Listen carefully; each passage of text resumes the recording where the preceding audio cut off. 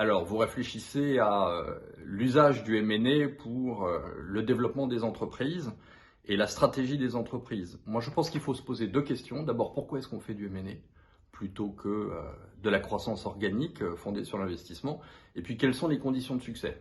Alors, sur la première question, écoutez, je rappellerai qu'Orange, qui est l'héritage de France Télécom, est le produit d'une énorme opération d'acquisition au début des années 2000. C'est France Télécom qui a acheté Orange pour 40 milliards d'euros. Aujourd'hui, Orange vaut un peu moins de 30 milliards d'euros. Et cette opération, c'était la manière de répondre à une mutation extraordinaire du marché des télécoms qui était le mobile. Alors, pour vous, ça paraît une évidence, mais il y a une vingtaine d'années, c'était une révolution. Et donc, le M&A, c'était ça. C'était pouvoir franchir un cap dans le développement et faire en un an, en gros, ce qui prendrait 10 ans si on se fondait sur l'investissement et la croissance organique. Il faut évidemment toujours avoir en tête la création de valeur, comment on va créer cette valeur avec des synergies de chiffre d'affaires, des synergies de coûts.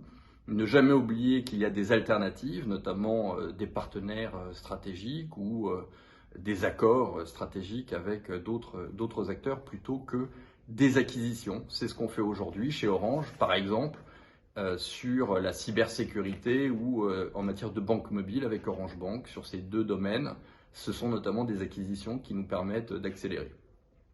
Deuxième point, les conditions de succès. Pour une opération de M&A, j'en verrai quatre principales. Première condition, c'est être parfaitement au clair sur le rationnel stratégique. Quel est l'objectif qu'on poursuit avant de se jeter à corps perdu dans une opération d'acquisition? Donc c'est la stratégie qui dirige le M&A et pas l'inverse. Ça, c'est très important.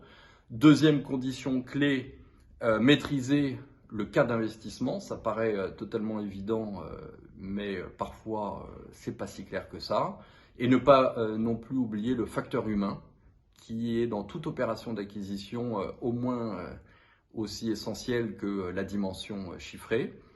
Troisième condition, négocier avec et pas contre. Et donc c'est un partenariat. Ce sera une opération gagnant-gagnant ou ce sera une mauvaise opération. Et puis la dernière condition, c'est l'intégration, puisque évidemment le M&A ne sera un succès dans la durée que si on réussit l'intégration de l'entreprise acquise. Bon M&A à tous.